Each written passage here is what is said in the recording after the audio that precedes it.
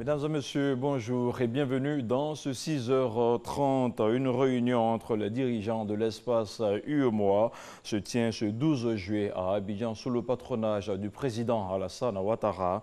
Divers points seront mis en exergue, notamment le rapport général de la revue annuelle des réformes politiques, le rapport sur l'état de l'Union en 2018, le projet communautaire édition 2018 et la mise en place des grands chantiers de l'Union. Pour rappel, l'Union économique monétaire ouest-africaine regroupe 8 États côtiers et sahéliens qui ont en partage le franc CFA. Le président nigérien Mahamadou Issoufou ainsi que le chef de l'État malien Ibrahim Boubacar Keïta sont à Abidjan depuis hier. Ils prendront justement part à la 21e session des chefs d'État et de gouvernement de l'Union monétaire ouest-africaine qui se tiendra au Sofitel à Abidjan. Tous les travaux des chefs d'État et de gouvernement se dérouleront à huis clos après l'ouverture officielle de la session. D'autres chefs d'État sont attendus dans la capitale économique ivoirienne. Et c'est donc aujourd'hui que s'ouvre ce 21e sommet de l'UEMOA à Abidjan. Et en sa qualité de président en exercice des chefs d'État et de gouvernement de l'organisation, Alassane Ouattara convie ses pairs à faire l'état des lieux du processus d'intégration sous-régionale porté par l'organisation. Mahama Traoré revient pour nous sur les grands points qui vont rythmer cette rencontre sur le bord de la lagune Ébrié. Le dernier sommet de l'UEMOA, Union économique et monétaire ouest-africaine à Abidjan, remonte à avril 2017. Une session extraordinaire qui s'était soldée par la désignation du Nigérien Abdallah Boureima au poste de président de la commission de l'UEMOA. La réunion de ce vendredi sera une session ordinaire de la conférence des chefs d'État et de gouvernement, la 21e du genre, depuis la création de l'organisation sous-régionale en 1994. Le président Alassane Ouattara, président en exercice de l'UEMOA, convie ses pairs sur les bords de la lagune Ébrié pour examiner le rapport 2018 de l'état de l'Union. Les 8 chefs d'État passeront aussi en revue la mise en œuvre des réformes et politiques communautaires, telles la réforme des finances publiques, préconisant une gestion des budgets des États par programme en lieu et place des budgets de moyens. Le Niger, le Mali et le Burkina Faso sont les 3 pays sur les 8 que compte l'Union qui expérimentent déjà cette réforme. Ils seront rejoints par la Côte d'Ivoire dès le 1er janvier 2020. Nul doute que la question de la monnaie unique de la CEDEAO, Communauté économique des États de l'Afrique de l'Ouest, sera également abordée lors de ce sommet des 8 pays ayant en partage le franc CFA. Les chefs d'État passeront ainsi en revue le processus de convergence de leur pays vers cette future monnaie qui réunira les 15 pays de l'Afrique de l'Ouest et dont l'entrée en vigueur est prévue pour 2020. Outre les questions économiques, le sommet va aussi plancher sur l'état de la paix et de la sécurité dans la zone franc, tout comme les dossiers relatifs à l'état d'avancement des projets d'infrastructure ou encore à la libre circulation des biens et des personnes. En clair, cette 21e session de la conférence des chefs d'État et de gouvernement de l'UEMOA entend donner un coup d'accélérateur au processus d'intégration sous-régionale. Agenda chargé pour Alassane Ouattara qui, avant la tenue de la 21e session de l'UEMOA, recevait en audience l'ambassadeur de Koweït en Côte d'Ivoire, le président de l'Assemblée nationale de Côte d'Ivoire, ainsi que le président de la commission de l'UEMOA. On fait le point de ces différentes rencontres avec Mahama Traoré et Awa Touré. Fin d'émission pour l'ambassadeur du Koweït en Côte d'Ivoire. Mohamed Hussein Al-Felakawi est venu le signifier au président de la République Alassane Ouattara. Le diplomate koweïtien a également saisi l'occasion de cet échange pour réaffirmer au chef de l'État la volonté de son pays d'intensifier sa coopération avec la Côte d'Ivoire. Une coopération qui a entamé une nouvelle ère depuis la visite officielle effectuée par le président Alassane Ouattara au Koweït en 2018. C'était aussi une occasion de présenter les salutations de son émir de Koweït au président de la République. L'ouverture d'une ambassade en Koweït et l'ouverture d'une ambassade en Côte d'Ivoire, cela est de renforcer les relations politiques et économiques qui existaient depuis longtemps, et cela va aussi faciliter le déplacement et aussi agrandir les projets qui vont s'ouvrir après. À la suite du diplomate koweïtien, le chef de l'État a échangé avec le nouveau président de l'Assemblée parlementaire de la francophonie, Amadou Soumaoro, puis avec le président de la commission de l'UEMOA, Union économique et monétaire ouest-africaine. Certainement une rencontre préparatoire du sommet des chefs d'État de l'UEMOA qui se tiendra à Abidjan ce vendredi. Un mot d'économie à présent. La maison de la petite et moyenne entreprise a ouvert ses portes à Abidjan. Il s'agit d'un espace exclusivement dédié aux PME, un organe qui devrait permettre d'accompagner au niveau organisationnel et stratégique ces entreprises en vue de faciliter leur financement et leur développement. C'est un reportage de Nadia Eja. Un mois après la signature de convention de 350 milliards de francs CFA entre le secrétariat d'État chargé de la promotion des PME et un établissement financier, la maison de la PME est désormais opérationnelle. Elle fait partie des actions d'accompagnement des PME menées par le gouvernement. Les dirigeants des PME trouveront en effet au sein de ces structures un espace d'accueil, d'échange, de formation et d'accompagnement leur permettant d'être outillés afin de répondre directement et efficacement à la commande publique et privée. Seulement 32% des besoins en financement des PME sont couverts par les banques. Avec l'appui de l'Agence française de développement AFD, dans le cadre de l'initiative Choose Africa, cette banque entend prendre une part active dans le processus de développement de l'écosystème des PME.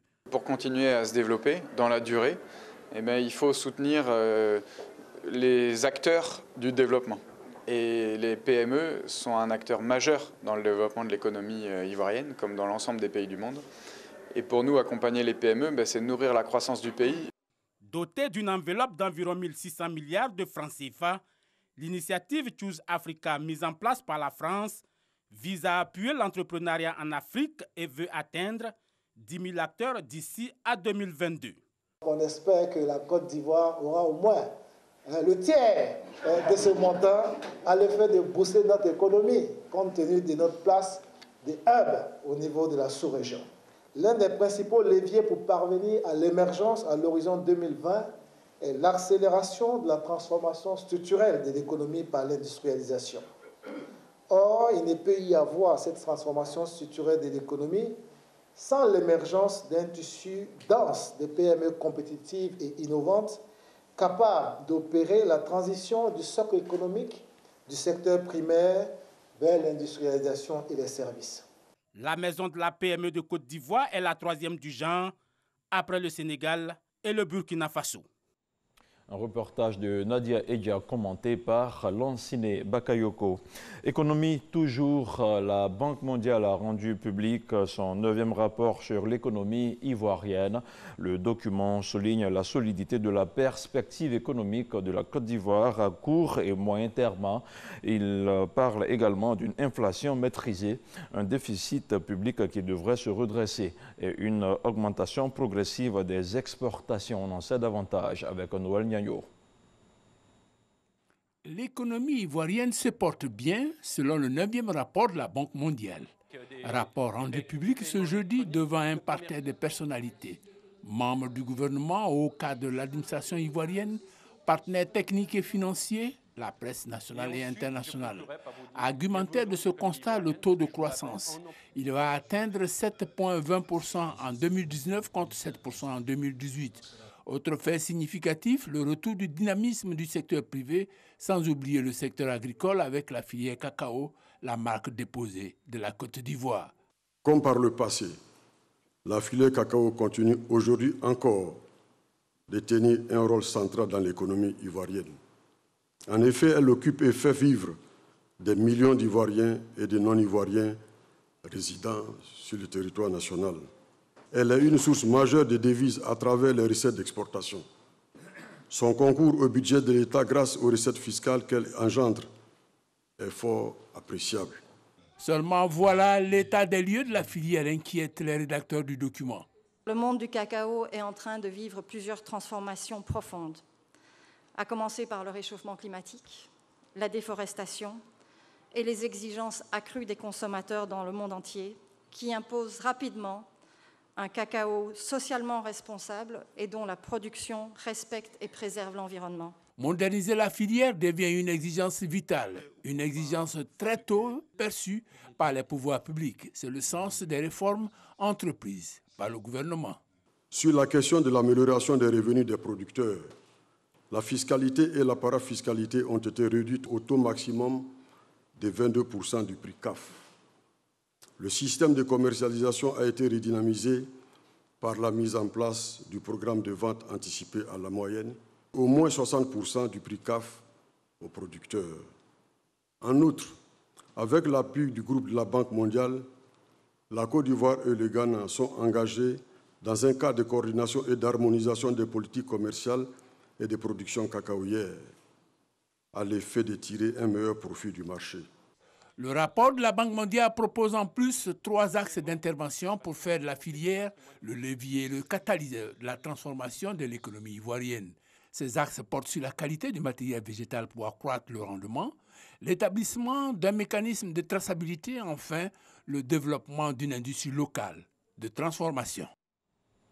Parlons à présent de santé. Dans la région du Tonkpi, une dizaine de femmes ex-porteuses de fistules obstétricales a reçu des kits. La maladie, qui représente un problème de santé majeur en Afrique, touche 1,6% de femmes en Côte d'Ivoire.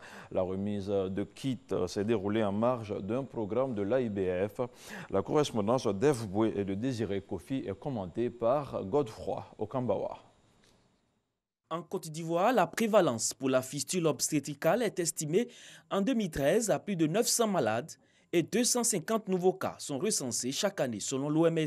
La région du Tonkpi est l'une des plus touchées. Plusieurs femmes en souffrent et ne sont pas aidées par leur entourage qui les rejette le plus souvent.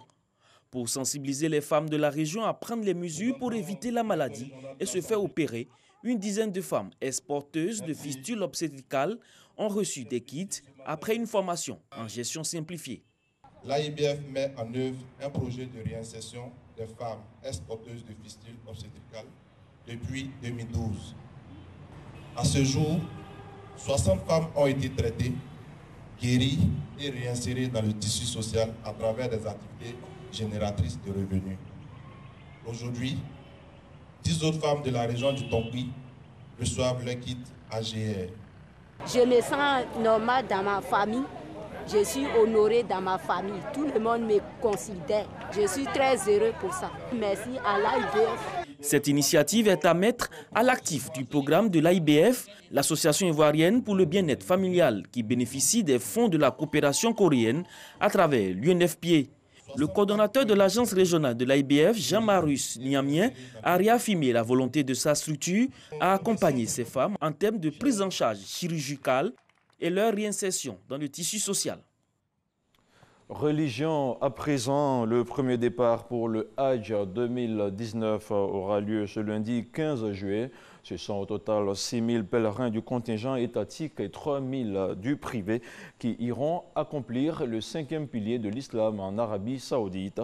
Mais avant ce vol inaugural, le commissaire du Hajj était devant la presse pour faire le point de l'organisation.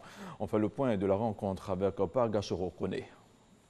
À l'intérieur de la salle de conférence du commissariat du Hajj dans la commune de Cocody, le commissaire du Hajj, l'imam Bachir Ouattara, et le deuxième vice-commissaire à Liberté en pleine conférence. Au menu, le bilan à mi-parcours de l'organisation du Hajj 2019 avant le premier départ et les nouvelles dispositions pour une meilleure prise en charge des pèlerins. La digitalisation de tout le processus. Ce processus de digitalisation à travers la plateforme CIGFC nous permet d'avoir toutes les informations sur chaque pèlerin et aussi d'uniformiser les données avec les partenaires aéroportuaires. Le traitement des pèlerins en un seul guichet lors du pré-regroupement à la Grande Mosquée La Rivera Golf nous permettra d'avoir automatiquement la même base de données pour nos différentes structures d'organisation. Au cours de cette conférence, Les responsables du commissariat du Hadj ont tenu à rassurer parents et candidats au Hadj. Tout est fin prêt pour permettre aux futurs pèlerins d'accomplir avec quiétude leur devoir sacré, 5e pilier de l'islam. Ils invitent donc les candidats au Hadj du contingent étatique et ceux des opérateurs privés au respect scrupuleux des consignes. À ce jour, nous pouvons dire que nous sommes prêts. Le vol précurseur est déjà en Arabie Saoudite pour le dernier réglage. Une seconde mission de précurseur précédera le premier vol charter à l'effet de renforcer le dispositif d'accueil des pèlerins de Hajj 2019 à Médine. Dès lors, tout candidat au Hajj qui rate son vol ne pourra en aucun cas être remis sur un autre vol ou encore moins être remboursé. Au total, 9 000 candidats, dont 6 000 du contingent étatique et 3 000 du privé, sont attendus en terre sainte d'Arabie Saoudite. Le premier départ, selon le commissariat du Hadj, aura lieu le lundi 15 juillet. Et place à présent l'actualité internationale avant de refermer ce point d'information au Soudan. Le régime militaire annonce avoir déjoué une tentative de coup d'État. C'est ce qu'a affirmé jeudi soir un représentant du Conseil militaire au pouvoir lors d'une allocution retransmise en direct à la télévision nationale. Cette annonce survient alors que militaires et opposition politique doivent signer dans les jours qui viennent un accord définitif de partage du pouvoir négocié sous l'égide de l'Union africaine et de l'Éthiopie. C'est ici que l'on s'arrête pour ce premier point de l'actualité sur RTI 1. Merci à vous tous qui l'avez suivi. Retrouvez l'intégralité de ce journal sur le www.rti.ci. À demain.